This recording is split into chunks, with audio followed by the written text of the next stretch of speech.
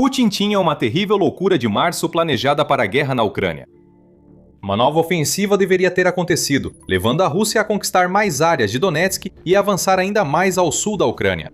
O plano russo para vencer a guerra na Ucrânia fracassou.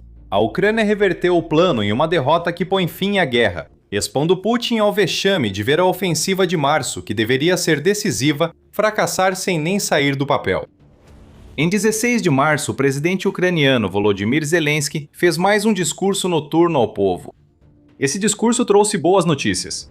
Segundo Zelensky, os contra-ataques ucranianos nos 2 primeiros meses e meio de 2026 foram tão eficazes que acabaram com qualquer esperança russa de lançar a ofensiva planejada para a primavera. Em breve falaremos sobre os objetivos da ofensiva russa e as ações da Ucrânia para impedi-la. Primeiro, Zelensky comentou que, apesar dos ataques constantes, a intensidade e escala não são as esperadas pelos russos, nem o prometido pelo comandante, a liderança russa, disse ele ao povo ucraniano. 2 pontos principais são que ofensiva estagnada não é ausência de ofensiva, pois a Rússia ainda tenta atacar, e que as forças de Putin novamente não atingiram os objetivos do Kremlin. Putin está furioso e ficará ainda mais ao ver que a estratégia da Ucrânia de sufocar a ofensiva de primavera foi tão eficaz que obrigou a Rússia a usar as táticas de infiltração já aplicadas em 2025. Zelensky afirmou isso um dia antes do discurso de 16 de março, ao falar com jornalistas na Ucrânia. Segundo o Kiev Post, o presidente da Ucrânia afirmou que a Rússia fracassou ao tentar avançar com veículos blindados, fazendo Putin optar por enviar novos pequenos grupos de infiltração ao território ucraniano. Além disso, a Rússia retomou ataques de ondas humanas na linha de frente, que já causaram mais de 1.280.000 baixas desde o início da invasão. A campanha da primavera, como havia sido planejada, fracassou para os russos. Zelensky disse que eles tentam avançar, mas sem sucesso. Realizam ofensivas iguais, não rompem em nenhum lugar e estamos destruindo seus equipamentos.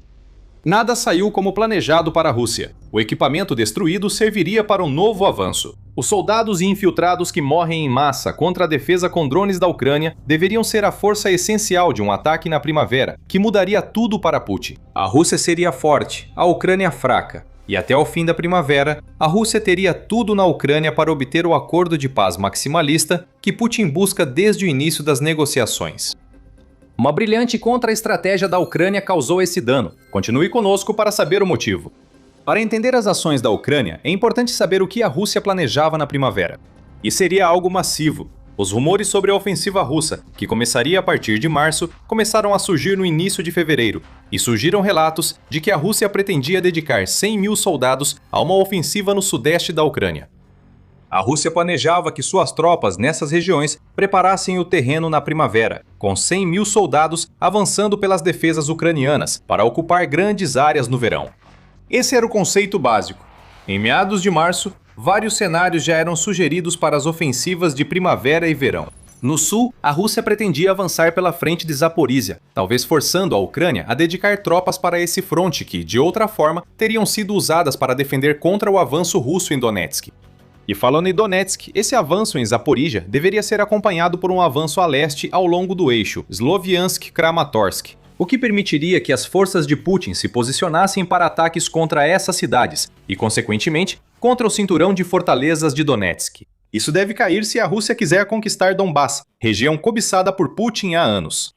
Essas ofensivas, planejadas para o fim da primavera e verão, dependiam das tropas russas criarem uma zona de proteção, avançando para o Oblast de Dnipropetrovsk.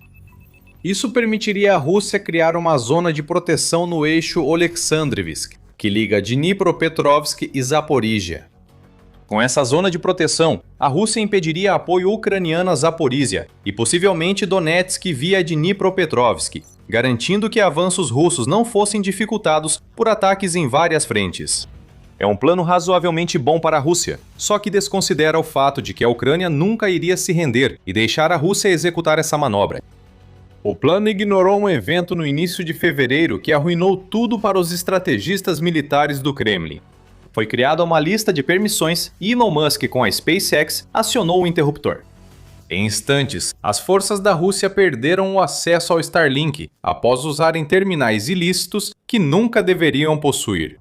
Com a perda do Starlink, houve um colapso total das comunicações em toda a frente russa, com os efeitos sendo particularmente sentidos na região de Dnipropetrovsk, onde infiltrados russos estavam desesperadamente tentando manter seu frágil controle sobre o território, nas zonas cinzentas entre a Ucrânia ocupada e o território sobre o qual a Ucrânia tinha controle firme. O desligamento do Starlink foi o catalisador. A Ucrânia contra-atacou e frustrou os planos russos de ofensiva na primavera em um mês. O contra-ataque foi rápido, implacável e conquistou grandes áreas essenciais para a ofensiva russa na primavera.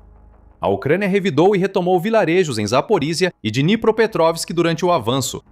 Tropas russas frequentemente sucumbiram aos rápidos contra-ataques, enquanto os grupos de infiltração de Putin, já enfraquecidos, tentavam se defender confusamente. Eles não conseguiam prever o que estava por vir, enquanto não tinham comunicação com as únicas pessoas que poderiam ajudá-los.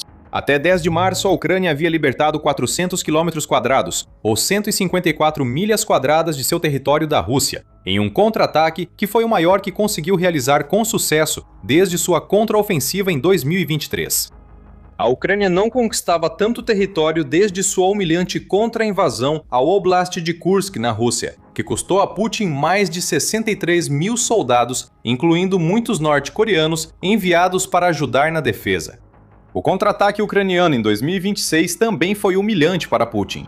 As forças russas também falharam em se adaptar, enquanto a Ucrânia destruía seus planos para a primavera. Enquanto o contra-ataque ucraniano atravessava a zona de amortecimento pretendida pela Rússia e revertia a maioria dos ganhos que as forças de Putin haviam conquistado na direção de Dnipropetrovsk durante o inverno, a Ucrânia também estava atacando a Rússia pela retaguarda. Tirem essas ideias da cabeça, pessoal. Queremos dizer que a Ucrânia passou a usar drones de médio alcance para atacar mais posições militares russas nos territórios ocupados, enfraquecendo ainda mais os centros de comando e controle, já prejudicados pelo desligamento do Starlink. Esses ataques normalmente se concentram em alvos que estão entre 20 e 120 quilômetros, ou 12 a 75 milhas atrás das linhas de combate. A Ucrânia tinha dificuldade para eliminar esses alvos antes. Os drones FPV que seguem voando nas zonas de morte próximas a seus assentamentos fortificados não têm alcance suficiente. Drones de longo alcance poderiam atingir esses alvos de médio alcance, mas isso exigiria que a Ucrânia desviasse recursos de sua estratégia de ataques profundos, responsável por danos à infraestrutura de petróleo e locais militares na Rússia. Com drones de médio alcance, a Ucrânia pode causar caos atrás das linhas de combate, e ainda haverá mais deles.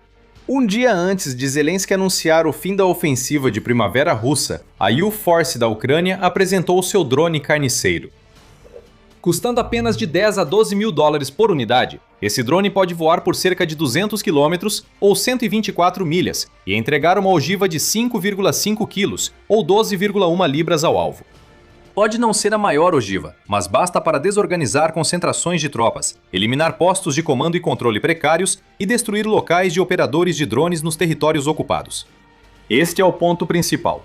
Com o avanço da Ucrânia na linha de frente, atingiu a retaguarda russa e eliminou o apoio essencial para as forças de Putin no único eixo que sustentaria a ofensiva da primavera e verão.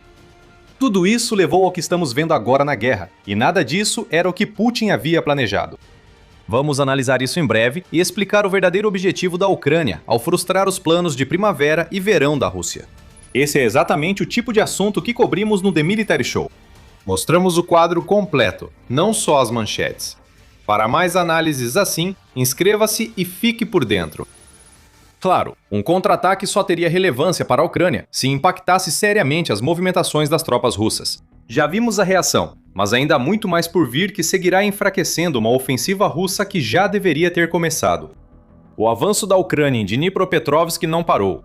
O Instituto para o Estudo da Guerra, ISW, deixou isso claro em sua análise de 16 de março ao apontar que os frequentes contra-ataques ucranianos limitam as ações ofensivas russas na direção de Oleksandrivka e se tornaram tão intensos que podem em breve avançar o suficiente para ameaçar o que Putin está tentando fazer na direção de Ruliapol. A Ucrânia iniciou contra-ataques ao noroeste de Ruliapol, chegando aos arredores de Hirka Staroukrainka e avançando forças de assalto em Svaya Topotrivka. Em resumo, a contraofensiva continua. As declarações de Zelensky sobre a pausa na ofensiva de primavera não indicam que as forças ucranianas estejam inativas, e parece que a Ucrânia tenta cercar Ruliapola, possivelmente para libertar o local.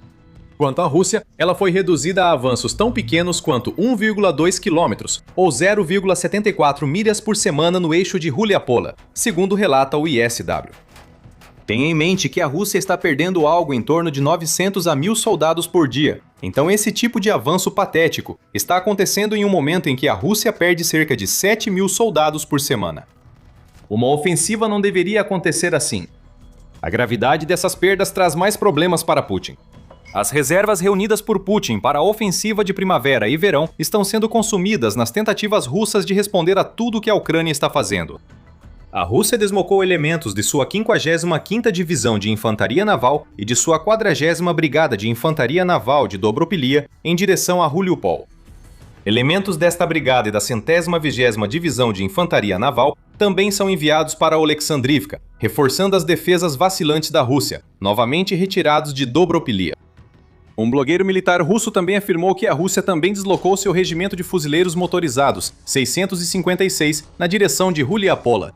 Isso é notável, diz a Euromaidan Press, pois esse regimento não atua desde agosto de 2025. A Rússia tentava mantê-lo na reserva, mas os contra-ataques ucranianos obrigaram o Kremlin a agir. Putin está enviando soldados que não planejava antes da ofensiva da primavera. Ele também está enviando esses soldados para ações defensivas em vez de ofensivas.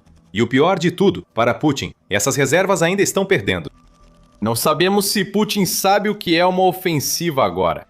Com certeza não era para ser um plano em que a Rússia perdesse grandes quantidades de território, travasse em seus ataques, esgotasse suas reservas e recorresse a táticas de infiltração, quando o objetivo era preparar o terreno para assaltos mecanizados, usando veículos blindados.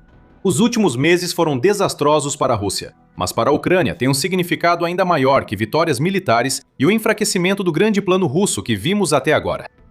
Zelensky revelou isso ao comentar o fracasso dos planos russos para a primavera. Isso é importante porque a nossa força na linha de frente representa todas as posições ucranianas, nossa comunicação global, diplomacia e a capacidade do mundo de nos apoiar, independentemente dos desafios, disse o presidente da Ucrânia. A frase-chave é nossa comunicação com o mundo. Zelensky destaca que quase tão importante quanto o fracasso dos planos russos e os territórios recuperados é desfazer a narrativa russa de que a Ucrânia está prestes a perder após 4 anos de guerra. Putin intensifica essa narrativa, especialmente antes de negociações de paz entre Rússia e Ucrânia. Isso é guerra cognitiva em ação. Uma jogada deliberada de Putin, impulsionada por ganhos russos exagerados na Ucrânia, para sugerir que a Rússia é invencível e a Ucrânia não pode resistir. Por mais louco que pareça após 4 anos de combates, alguns ainda podem acreditar na falsa narrativa criada por Putin. O presidente dos Estados Unidos, Donald Trump, alternou entre apoiar Ucrânia e Rússia nas negociações de paz, chegando a dizer que a Rússia tinha vantagem na guerra da Ucrânia. Esse tipo de declaração seria música para os ouvidos de Putin, pois permitia que ele acrescentasse camadas à sua narrativa. Ignore as 1.280.000 baixas russas. A Rússia ainda tem mais pessoas, mais equipamentos, mais força. Os objetivos da suposta operação militar especial inevitavelmente serão alcançados, diz Putin ao mundo. E quando ele consegue convencer as pessoas de que sua mensagem é verdadeira, isso significa que a Rússia ganha vantagem nas discussões de paz, onde constantemente exige que a Ucrânia ceda a região de Donbass. Como desmontar essa narrativa? Impedindo a ofensiva de primavera da Rússia antes de começar. Foi isso que a Ucrânia fez na primeira parte de 2026. Embora Trump e os Estados Unidos ainda pressionem pela paz, com o prazo mais recente exigido por Trump para junho de 2026, a Ucrânia agora pode destacar o território recuperado. O fracasso da ofensiva russa na primavera contradiz a versão que Putin apresenta. Como um exército em colapso consegue lançar seu maior contra-ataque em mais de 2 anos? Como os planos da Rússia fracassam com a Ucrânia tão enfraquecida? Essas são perguntas que a Ucrânia obriga quem ouve a retórica de Putin a fazer, e isso é extremamente importante. Tão importante que pode evitar que a Ucrânia ceda território em um acordo de paz que beneficie Putin por sua agressão e constantes erros militares russos. Não podemos ignorar o timing. Grande parte da libertação de território pela Ucrânia coincidiu com o início de novas negociações de paz entre Ucrânia e Rússia. Essas negociações não deram resultado, A Rússia, como sempre, mantém suas exigências maximalistas, mesmo com a narrativa de Putin desmoronando. No entanto, o momento dos contra-ataques da Ucrânia quase fez com que os 400 quilômetros quadrados de território que ela libertou, e contando, se tornassem simbólicos. A estratégia teve um papel prático ao ajudar a Ucrânia a transformar a ofensiva russa de março em fracasso. A mensagem transmitida é simples. Isso é o que a Ucrânia pode fazer sozinha. Pense no que ela faria com mais apoio de parceiros que acreditam na derrota da Rússia. Zelensky tem sido nada sutil ao defender esse ponto. No mesmo discurso em que revelou o fracasso da ofensiva russa, Zelensky destacou que o apoio financeiro e novas sanções à Rússia são essenciais para a Ucrânia avançar, se defender e enfraquecer o exército russo. É exatamente por isso que as sanções contra a Rússia são importantes. Os pacotes de apoio são importantes e as decisões europeias, incluindo os 90 bilhões de euros de apoio que já foram adotados, precisam funcionar. A Europa deve cumprir sua palavra para que, mesmo com desafios diplomáticos ou globais, nossas regiões estejam preparadas para o próximo inverno, como aprendemos no último, afirmou Zelensky. A Ucrânia enfrenta mais do que apenas os planos russos para primavera e verão. Ela tem em mente o final de 2026 e mais um inverno rigoroso. A mensagem de que a Ucrânia pode continuar lutando e vencer é algo que Volodymyr Zelensky precisa que o mundo ouça neste momento. Com a Operação Fúria Épica desviando o foco da guerra na Ucrânia, há risco de que isso ofusque a importância de apoiar o país. Isso não pode ser permitido. Ao transformar planos da Rússia em derrotas, a Ucrânia mantém seu destaque e pode encerrar a guerra. O conflito com o Irã pode favorecer a Ucrânia, já que países do Golfo atacados por drones iranianos buscam formas de combatê-los, algo que a Ucrânia pode fornecer. O futuro não é agora. E o que a Ucrânia quer mostrar ao mundo hoje é que os planos da Rússia fracassaram. A Ucrânia mantém o impulso, e o apoio que a trouxe até aqui deve ser reforçado para garantir que a ofensiva russa na primavera e verão de 2026 fracasse como a de 2025. A Ucrânia mudou o campo de batalha com sua grande ofensiva, e ainda há mais por vir. O processo de cirrussificação dos territórios ocupados já começou, o que tem grandes implicações para o futuro da guerra. Veja nosso vídeo para se aprofundar na ofensiva da Ucrânia e entender seu significado estratégico. E se você gostou deste vídeo, lembre-se de se inscrever para sempre acompanhar as últimas análises do The Military Show. E como sempre, obrigado por assistir.